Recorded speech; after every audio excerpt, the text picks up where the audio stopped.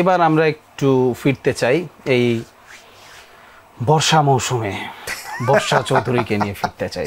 ভাই এইটা দিয়ে মাফ করেন আল্লাহর রাস্তায়, আপনার এইখানে বসেই কিন্তু একজন নায়ক। হ্যাঁ, আপনার বলছেন ভাই আপনি কি বলছেন, আপনি অনুষ্ঠানটা বন্ধ করে আপনি আমার এইটা করেন, ঠিক আছে?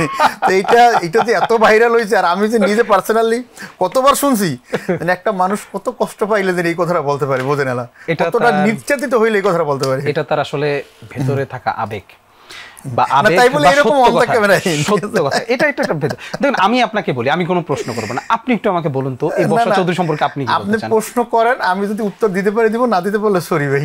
আচ্ছা আমি যদি বলি যে আপনি বর্ষা চৌধুরী সম্পর্কে কিছু বলেন। কেসারেন শেকড় থেকে শিখরে। বর্ষা চৌধুরী সম্পর্কে আমি কি একটা ভালো সাইড বলি?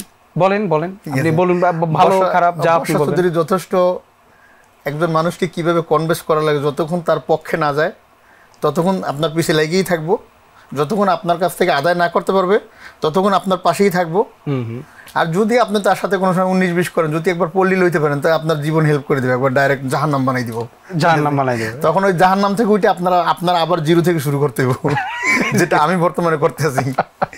আচ্ছা এই জায়গাটাতে একটা বিষয় আপনাকে একটু আমি প্রশ্ন করতে চাই। আর একটা কথা, বর্ষা চৌধুরী খুবই কেয়ারফুল, ঠিক আছে? ভিডিও, ফটো, আর হইলে যে আপনাকে ব্ল্যাকমেল করার জন্য যা যা দরকার সবই করবে, সমস্যা নাই, যদি সময় মতো কাজে লাগাইতে পারে, না লাগাইতে হলে তার কিছু করার নাই।